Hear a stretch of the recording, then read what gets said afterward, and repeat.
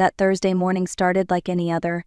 I woke up to the sound of rain tapping against the kitchen window, the kind of soft drizzle that Seattle is famous for. My husband, Thomas, had already left for work. His coffee mug was still warm on the counter, a faint trace of his cologne hanging in the air. After 40 years together, our mornings had become routine, predictable, quiet, safe. Or at least, that was what I believed. I was retired now with time on my hands, and I thought a surprise visit might brighten his day. Thomas had been distant lately, late nights at the office, vague phone calls, excuses that never quite matched. Still, I told myself he was just tired, overworked, maybe even planning something nice for our upcoming anniversary. Hope can be such a stubborn thing. I stopped by a small bakery downtown and bought his favorite chocolates, the dark ones with sea salt. I asked the clerk to wrap them in silver paper with a red ribbon. It looked perfect, simple, thoughtful, like our marriage used to feel. As I drove toward his office, the city skyline shimmered through the drizzle, and for a moment I felt young again, like the woman who used to bring him lunch when he was just an accountant dreaming big. When I arrived at the building, I smiled at the security guard and said, "Good morning. I'm here to see my husband, Thomas Dalton." The man looked at me, puzzled. Then he said words that froze me in place. "Oh, Mrs. Dalton already left. She comes by almost every day." I blinked, confused, my hand tightening around the box of chocolates. "I'm Mrs. Dalton," I said softly. Before he could respond, the elevator doors opened. A woman stepped out, tall, polished, maybe mid-40s, wearing a navy suit and confidence like perfume. The guard nodded to her. "See you tomorrow, Mrs. Dalton." My breath caught. She glanced at me briefly, polite but distant, as if I were invisible. In that single moment, the ground shifted beneath my feet. 40 years of marriage, memories and promises all undone by one stranger's name. I stood there, the rain blurring the glass behind me, and realized my surprise visit had turned into something else entirely. I don't remember walking to the elevator. My legs moved on their own, driven by a cold kind of focus. The guard's voice faded behind me as I pressed the button to the top floor where Thomas's office was. My reflection in the elevator doors looked foreign, an older woman with perfect posture, clutching a box of chocolates that suddenly felt like a cruel joke.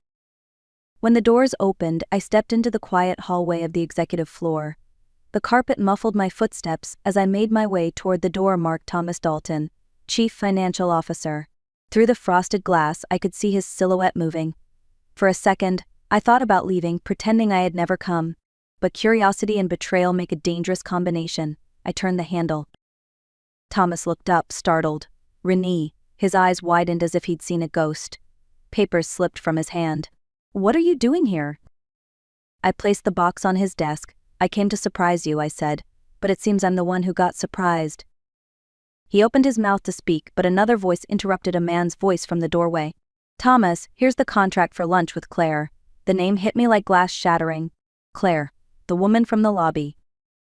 The man froze when he saw me, mumbling something before slipping out.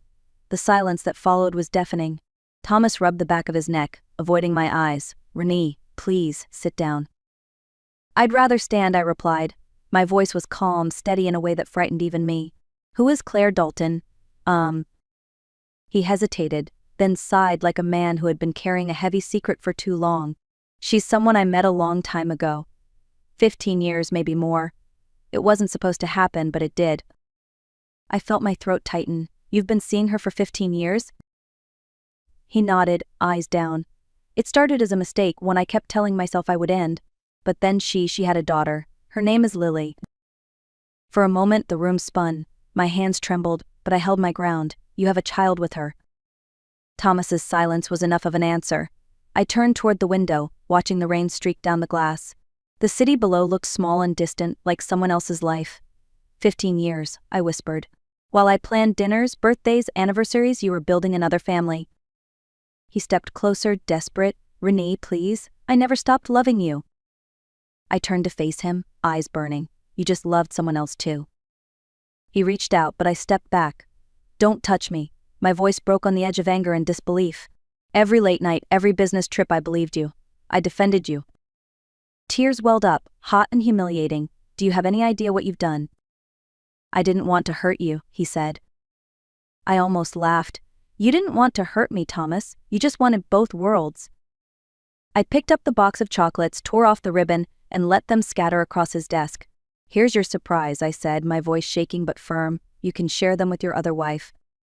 And before he could say another word, I walked out, leaving the sound of chocolates rolling across the floor behind me. By the time I reached the car, my hands were shaking so hard I could barely fit the key into the ignition. The drizzle had turned to steady rain, streaking the windshield in gray ribbons. I didn't drive home right away. I sat there, motionless, watching people hurry by with umbrellas, living their small, ordinary lives while mine had just split in two. When I finally reached the house, everything looked different. The furniture, the family photos, the wedding picture on the hallway wall, it all felt staged, like props from a play that had already ended. I walked into our bedroom and opened Thomas's closet. His shirts were lined up perfectly, arranged by color, pressed and clean. My hand brushed over the fabric, steady at first, then trembling harder with every touch. Something inside me snapped. I began pulling everything off the hangers, jackets, ties, suits. The sound of hangers snapping filled the room like cracking bones. Drawers slammed open, socks, papers, and cufflinks scattering across the floor. Then I noticed a small wooden box tucked beneath a stack of old sweaters. It had a tiny brass lock, delicate but firm. I found a letter opener on the nightstand and forced it open. Inside were photographs, dozens of them. Thomas at a beach with that woman Claire. Thomas holding a little girl with bright eyes and a familiar smile. Thomas celebrating birthdays, holidays, a second life I knew nothing about. There were bank statements too, a lease agreement for an apartment across the city, even drawings from the child signed Lily. My knees gave out, and I sank to the floor. 40 years of trust had dissolved into paper and ink. I don't know how long I stayed there, staring at those pictures spread across the carpet like a timeline of deceit. The front door opened. His voice echoed down the hallway. "Renee, are you home?" When he stepped into the room, his face drained of color. "Renee, please let me explain." I rose slowly, holding one of the photos between my fingers. "This," I said quietly, "is your real life, isn't it?" He opened his mouth, but I didn't let him speak. "You built an entire world behind my back.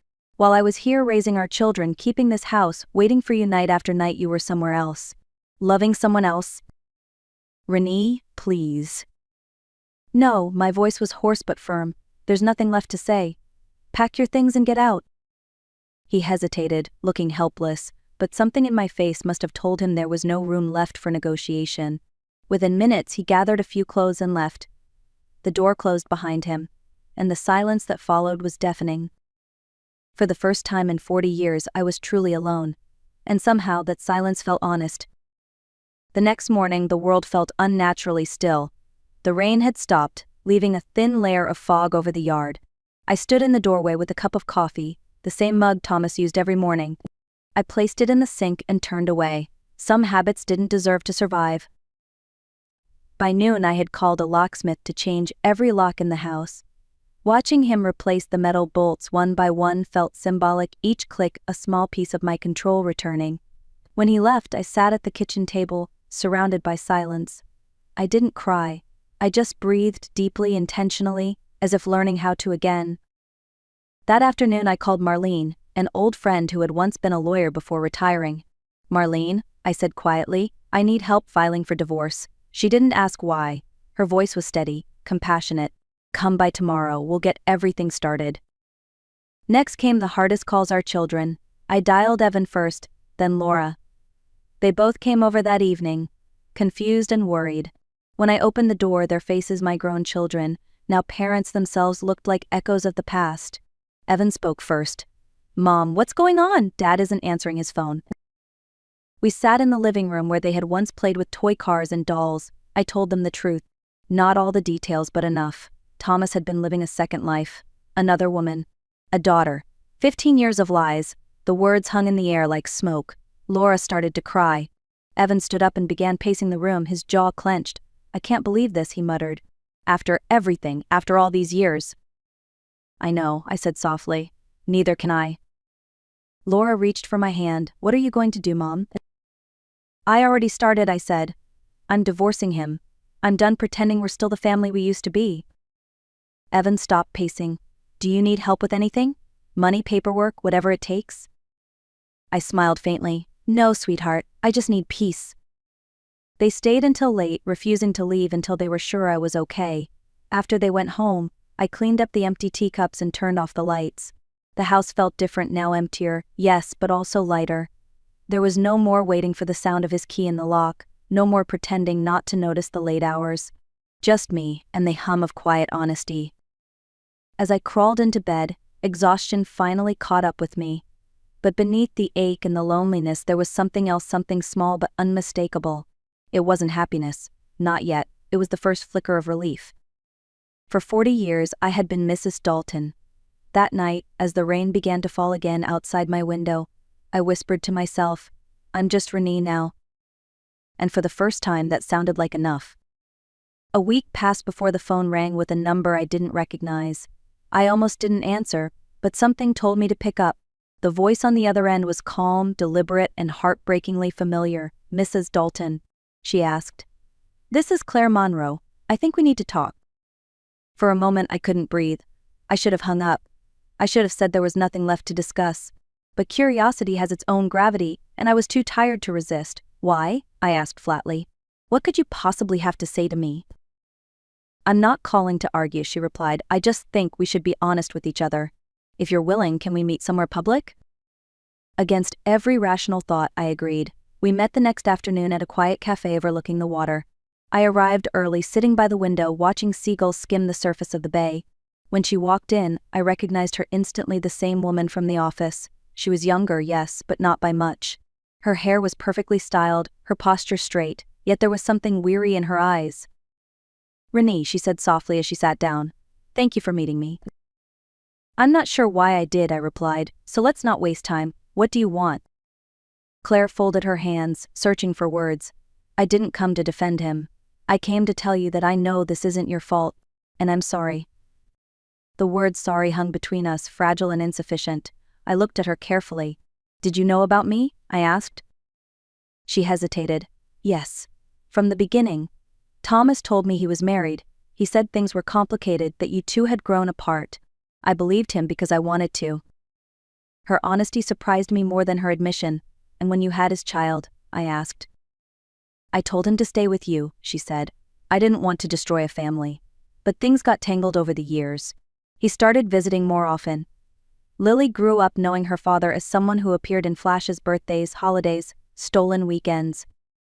I exhaled slowly. You built a life on the same lie he told both of us.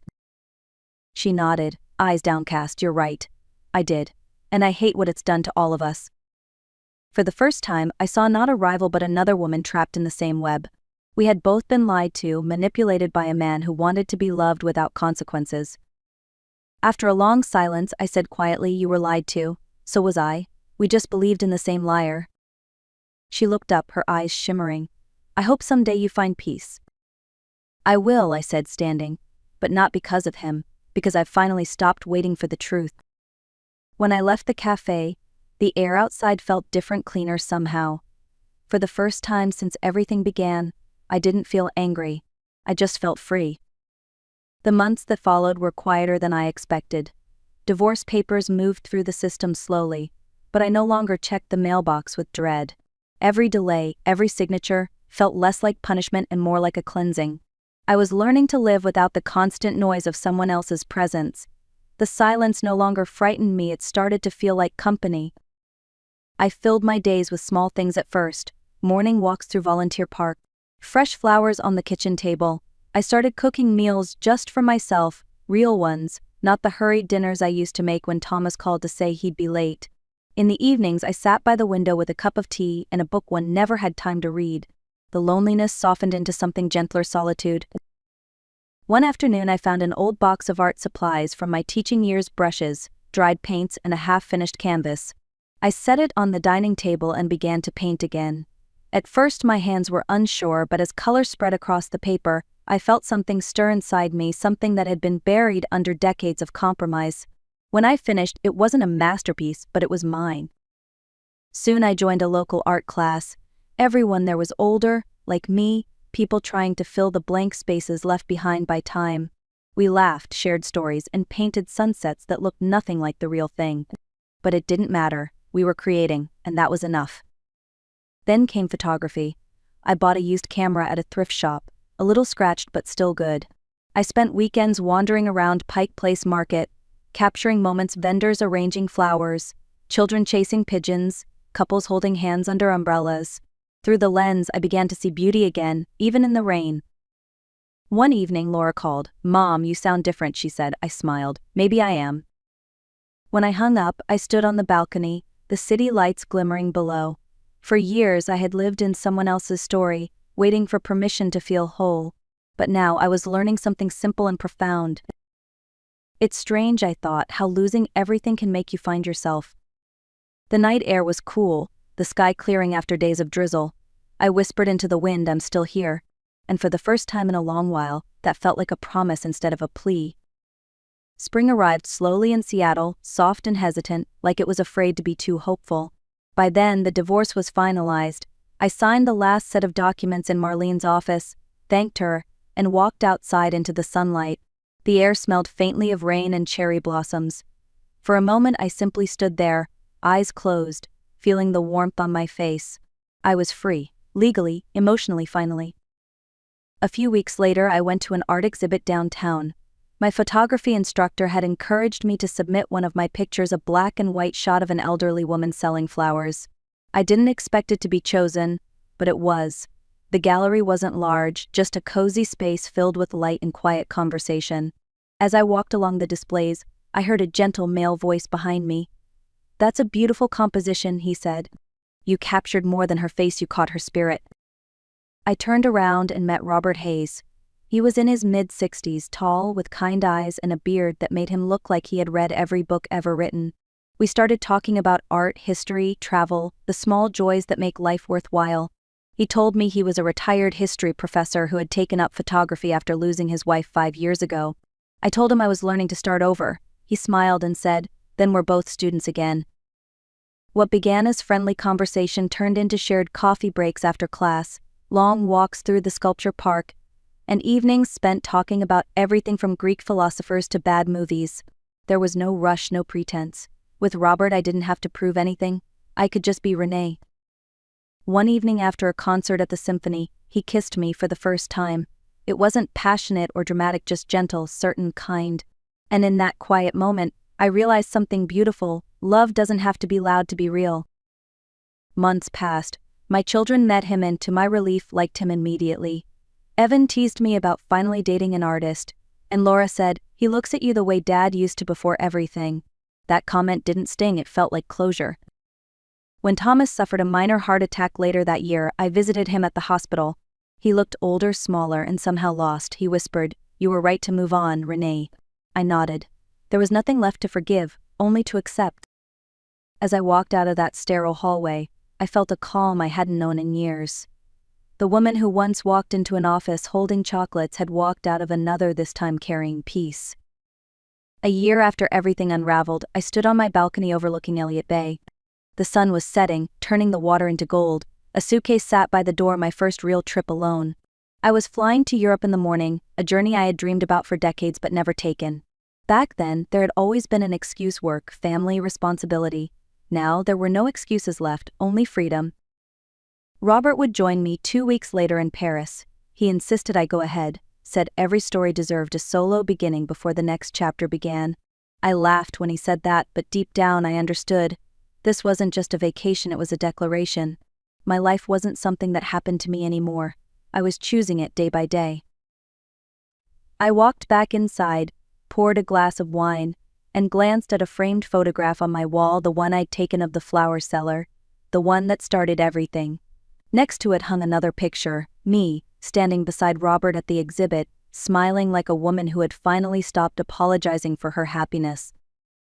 As twilight settled over the city, I sat down to write in my journal, something I hadn't done since my teaching days.